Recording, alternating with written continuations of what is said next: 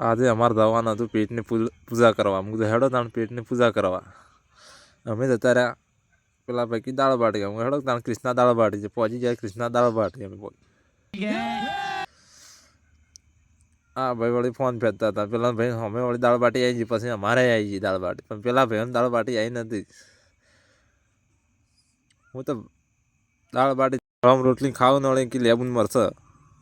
પેલા ભાઈ કે લેબુ મરશે નહીં પણ ડુંગળી છે. હેડો ચાલશે દાણે વળી આવી નથી દીધું.